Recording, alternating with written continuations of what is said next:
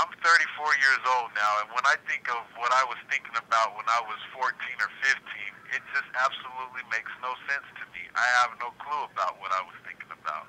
Almost like a little person, you run across the street and almost get hit by a car, and when your family asks you, why did you run across the street? You almost got hit by a car. The only thing you can say is, I don't know.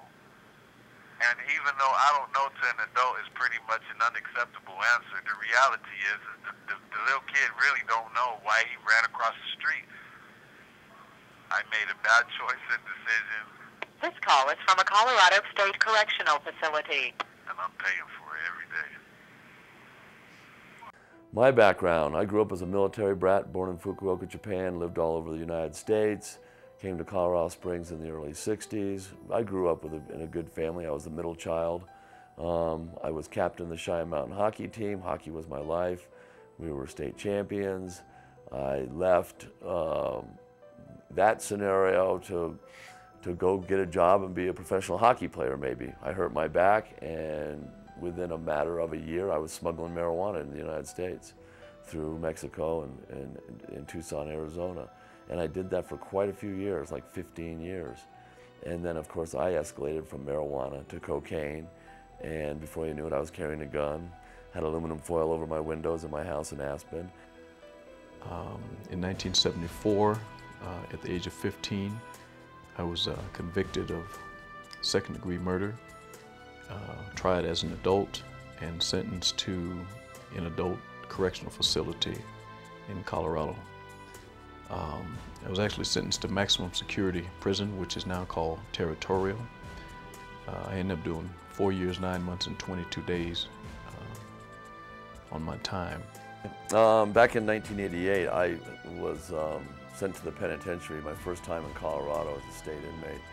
And sitting next to me was an individual named Chuck Limbrick, a high-profile case of matricide where he shot his mother. And he was given a 40-year to life sentence. And I was a little scared too, but I mean, I was a man, you know, I was in my late 20s at the time, and Chuck was, I believe, 15 years old, just turned 16. And they take us to a place called Cell House 5, I mean, which is something out of a Clint Eastwood movie. I mean, it's 120 cells. There's 20 cells on each tier, 3 tiers high, and you can hear those doors clanging. I mean, when they go down the line, and that in itself is a wake-up call. And when that door hits the other side and starts to open, if you're not dressed and ready to go, you're not going to eat. And there's bells in there. I mean, the whole thing. Guys are screaming at each other. And the reality of having finally made it to a state prison really, really hits you. And that indoctrination alone will stick with me for the rest of my life. I was 16 when I first got to prison. I was pretty small. I was pretty scared, actually. I was very scared. It was very scary to know that this is where I would be spending a very large amount of my life. There was no like segregation or different place where they could put to keep me safe or protective custody or anything like that. I was with all the adults.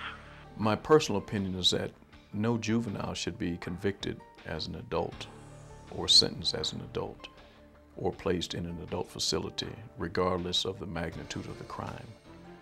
I'm not saying that I don't believe that there should be consequences for behaviors, but the consequences should be appropriate, and age should be taken into consideration along with other circumstances. I think more harm has been done by juveniles being convicted and sentenced as adults than not. If you look at the if you look at the statistics, you'll find that the recidivism rate for juveniles convicted as adults is higher than adults convicted as adults. And the reason for that is that this is a real critical time in a juvenile's life of shaping who they are, what they're going to become. So to place a juvenile in such a hostile environment as an adult prison at that age in their life, at that development, that stage of development in their life, is a horrendous thing to do. Everyone was bigger than I was, and it just was really scary to be around, you know, those types of people, and to know that here. They're not in prison for singing too loud in church. I mean, they're here for a reason, and you know, some of the guys, they look pretty hard. They look like convicts.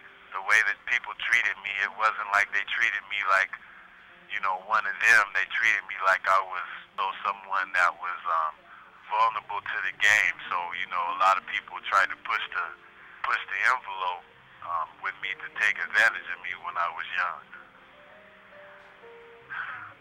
I knew that I didn't want to be, you know, of course I don't want to be turned out, you know, turned into, you know, what people would use in here, or someone that people could just violate and disrespect. So, you know, I had to stand up for myself, and I mean, you know, that was kind of hard to stand my ground, knowing that there could be some pretty bad repercussions to me saying no.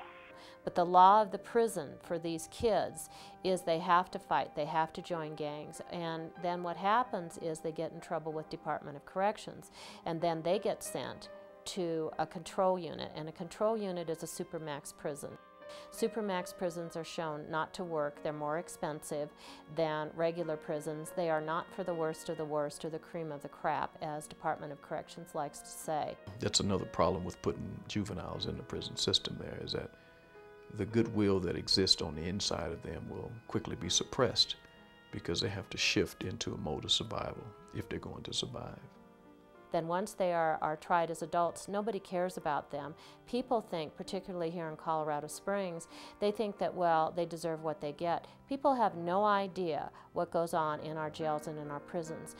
I think one of the other reasons that it's so easy for the judicial system to convict and sentence juveniles to adult prisons is because most of the decision makers, judges, district attorneys, etc., have not spent a day, let alone a night, in a correctional facility.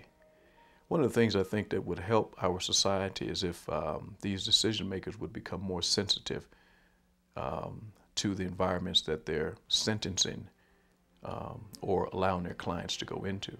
Well, it's like, you know, people say crime doesn't pay, yet look how much money we spend on trying for drug rehabilitation programs, prison beds, building more prisons. Yeah, it might not pay for the convict, but it pays for everybody else down the road. Because we have privatization of prison facilities now, it's really now based on the hotel or motel concept. If there's vacancy, then the owner or proprietor is not making any income. And so we find people going to prison for menial things. You know, we have this huge budget deficit, we have all of this, and prison is a huge reason for this. And because we don't give them programs and because we don't give them rehabilitation, they come out and they recidivate. We say we're not going to spend money on them coming out, and we're not going to spend money on programs for them inside.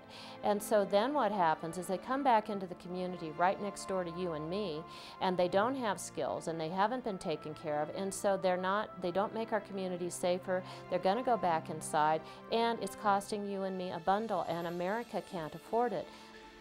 Rehabilitation is virtually non-existent now. In state and federal prisons, it's really basically warehousing. It's a warehousing of the inmate.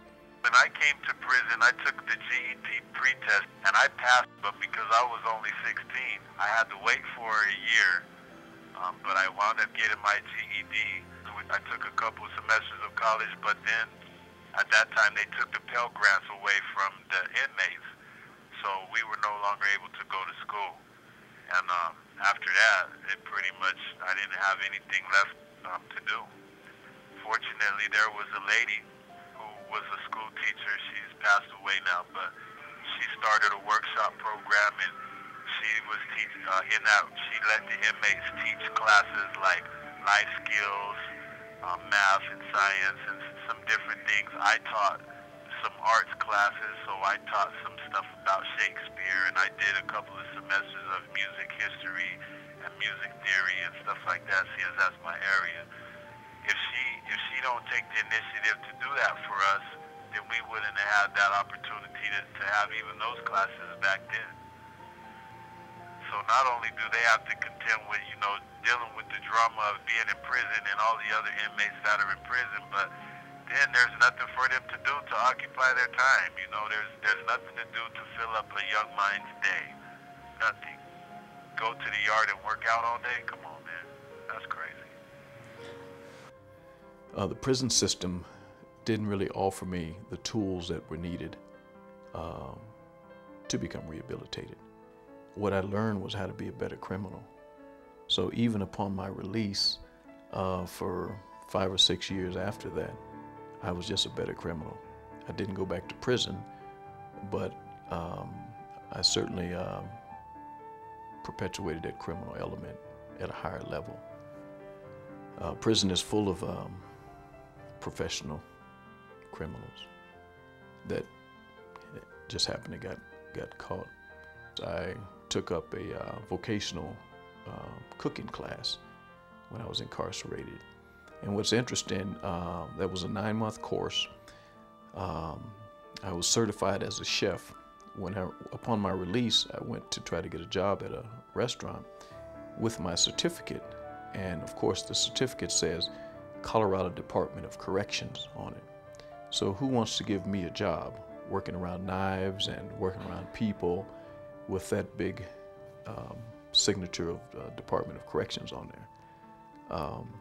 So these little things, I think the entire judicial system needs an enema. People change. Everyone changes. I mean, you are not the same person you were when you were 14 or 15 years old. I'm sure everyone thought something not good or, had bad thoughts when they were younger, but that doesn't mean they continue to think those bad thoughts as adults.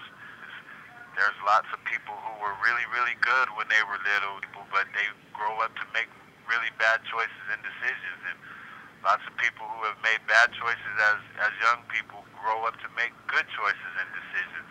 I just believe that everyone should be given a chance to prove themselves to society or whoever that they can be decent people.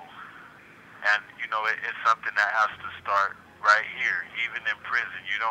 Even though prison is a hard place, that doesn't mean that, you have to be a product of prison, that you have to be a convict or that you have to be a criminal or that you have to, do what everyone else does. The reality is that no one can make you do anything you don't want to do. As people believe in me, I don't want to let those people down. So if I feel that way, the reality is I didn't feel that way when I was little, but I feel that way today. So I changed, and if I could change, if I could grow up to be something decent, then I believe that every person can. I think they just need a chance, man. Someone needs to believe in them and give them an honest chance, even while they're in prison. For instance, here in Colorado Springs, it's really a catch-22. The offender is released and has done his or her time, but can be discriminated against as far as voting, as far as housing, and as far as employment. So how do we expect people to become responsible and productive citizens in our society when they're not afforded these basic rights, housing, work, etc.? So the system is really set up to fail. And I think the way that we treat the least among us, whether it's our children, whether it's prisoners, whether it's the mentally ill, says a lot about America as a nation, and I think that it speaks very poorly of us. It's just bad. That's all. It's just bad. There's nothing good about being here, and it's the idea of a young life being thrown away here. It just is bad. It's just bad. And you know what's weird, Carlotta? I know that young people have done some awful things. I know that they have, done some heinous crimes and stuff like that and deserve to do some time. But, man, there has to be another answer because this is not it.